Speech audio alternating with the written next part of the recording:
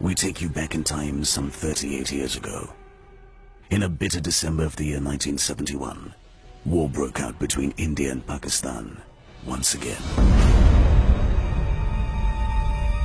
It was the Navy that was given the strategic task of denying both East and West Pakistan access to war supplies. East and West Pakistan were two separate geographical entities, more than 1,600 miles apart, and the only way Pakistani forces could be sustained was through the sea. The aim was a complete naval blockade of both parts of Pakistan. It was the Western Seafront that was witness to one of the most audacious and daring attacks in the history of naval warfare. It was here that a bold plan was conceptualized and implemented, one which required ingenuity, perfect timing, and absolute emphasis on the element of surprise. The plan, ladies and gentlemen, was to set ablaze Karachi Harbor.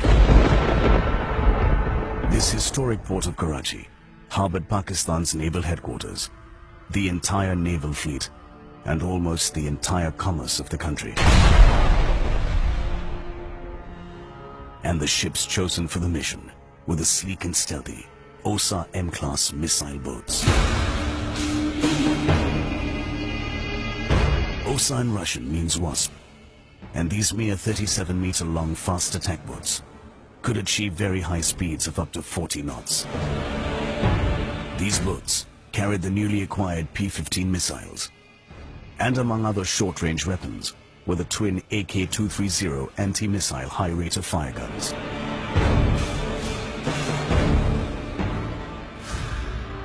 The reason for this unorthodox, bold decision was that these tiny missile boats would provide for difficult, fast-moving targets in the absence of friendly air cover.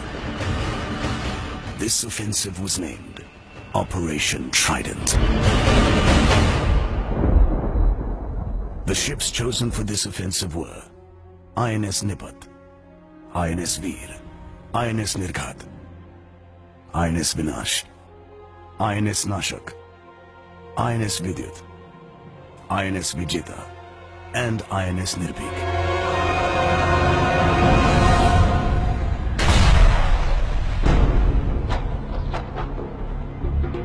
Because of the inherent limited endurance of these boats, a tactical decision was taken to tow these vessels up to a certain point south of Karachi Harbor, from where they would proceed at full speed to carry out the attack and disperse.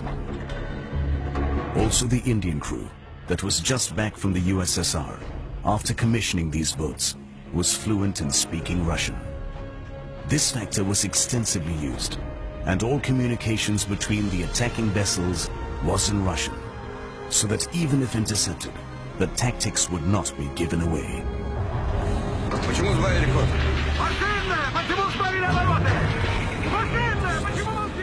These tactics and methods introduced catalyzed the success of the operations.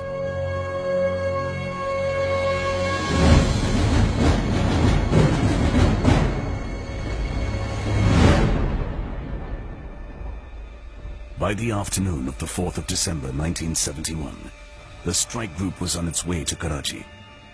In the darkness of the night, the ship silently crept up, hugging the Saurashtra coast, before breaking out seaward. As they neared Karachi, they detected some Pakistani ships patrolling the area. The boat on the left, INS Nirghat, was detailed to engage the contact, which was later confirmed to be the Pakistani destroyer, PNS Khyber. The first missile hit Khyber on the starboard side and exploded below the aft galley in the electrician's mess deck at about 20 to 45 hours, Pakistan time. The ship immediately lost propulsion, plunged into darkness, and was engulfed in thick black smoke. Khyber sent out an emergency transmission which read, "Enemy aircraft attacked in position 020, Foxtrot Foxtrot 20. Number 1 boiler hit. Ship stopped." This meant that the Pakistan Navy did not even know what hit them. 3 minutes later, a second missile was fired with acute precision. It exploded into the number 2 boiler room on the starboard side and sealed the fate of the Khyber forever.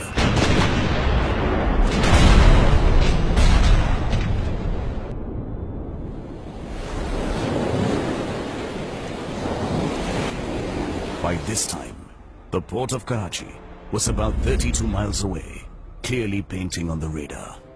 INS Veer reported a contact fine on her starboard bow, which was later learned to be a Pakistan minesweeper, the PNS Mohafiz.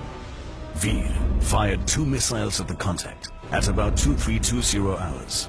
The missiles hit the Mohafiz on the port side above the bridge and instantaneously disintegrated the vessel, throwing much of its crew into the water.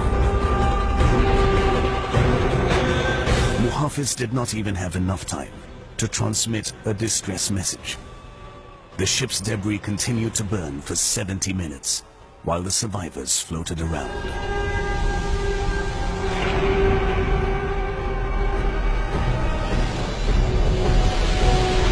Nipat, showing utmost bravery, continued towards Karachi, and from a distance of 14 miles from the harbor, fired a missile in the direction of the entrance. Never before was a missile purely designed for anti-ship roll used for land attack. 1 minute before midnight, the missile scored a direct hit on one of the giant Kiamari oil tanks, spreading lethal flames in all directions. This spread to other tanks, and a huge explosion shot up over the horizon. The Navy had avenged the provocation and celebrated Diwali in its own unique way.